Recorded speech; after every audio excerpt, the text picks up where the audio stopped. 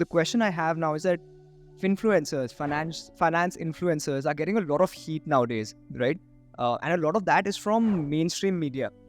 And the interesting thing is that, about 3-4 years back, the same media was actually touting these influencers that, hey, these guys are, democratizing investments and whatnot. And one of the influencers has actually written about this, that this was only in the case when these guys were smaller. Now there are influencers who have 2 million, 3 million subscribers, and they are basically crouching on the territory of these media outlets. So the entire thing has come around that, hey, these guys should have a RIA license and whatnot, and they should be SEBI registered. Now, I'm not taking sides here, but the media outlets don't have those SEBI registrations either. And they've been, giving that kind of financial advice for years, right? Given that you are somebody who interacts with even finfluencers and the media, your thoughts on this subject? Yeah, so let's first understand what the regulator is saying. So what the regulator does not like is that I should not get up here and start inducing you to buy a particular security. Or I should not start inducing, let's say if I were an influencer, which I'm not. So I should not induce you to open an investment account. Or I should not induce you to buy an underlying security, actual security. But the regulator is very happy if I come and educate. But very unhappy when I try to peddle a security and when there is kind of insider trading going on, and when, especially penny stocks, where the finfluencer is saying that, listen, you buy this X or paise ban jayenge aapke, right, and promising returns. So that is something which the regulator is very unhappy about, and that has happened.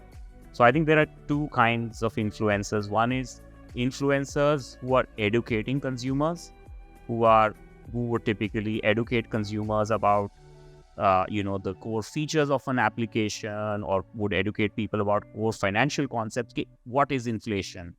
What is ETF? What is index fund? What is compounding? How does it work, right? So that's one kind of education which is very valuable. What is not right is selling a security like a TV shopping network, coming in saying buy Z, X, Y, and especially these penny stocks, because there's a lot of gaming possible, low volume stocks, right? Basically, actually any security. So that is where the problem statement is. It is akin to almost, insider trading. It influences people. So, and they don't want inducement to happen, because a lot of people end up losing money, or somebody's teaching someone, I'm doing F&O and I made so much of money. The reality is a large percentage of people lose money on it. And that is what the regulator's job is people protection. So what is the regulator saying? I want to protect investors' interest. One. Second thing the regulator is saying, I do not want fraudulent people to open accounts with companies like us or offline companies, which means KYC is extremely important, because in India, there is a lot of impersonation which happens.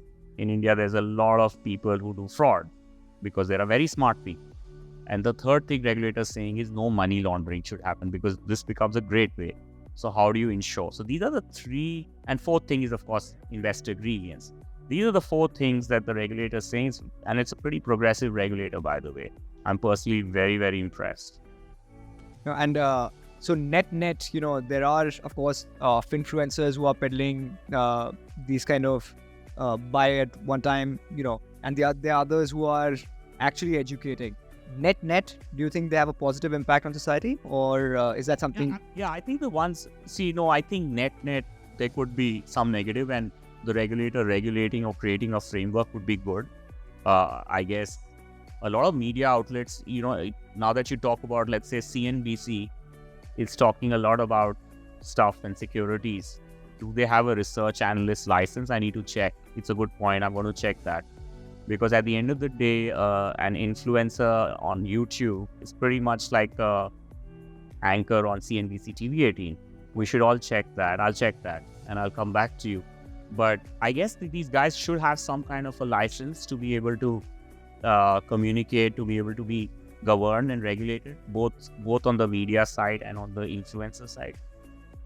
I think in general, just listening to media commentators and making investment decisions, that's just a rookie mistake, isn't it? You should always. I think I'm not mistaken, what the media, the traditional media, right, like CNBC, etc., what they are saying is that Morgan Stanley said this, or Motilal said this, what the brokerage houses said, or what the research houses said. I think they're saying that. Unlikely that they say, oh, I'm saying this.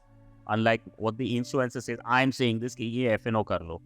Right? So I think that is what they're saying. But having said that, even they and the normal influencers and influencers should be under regulatory act.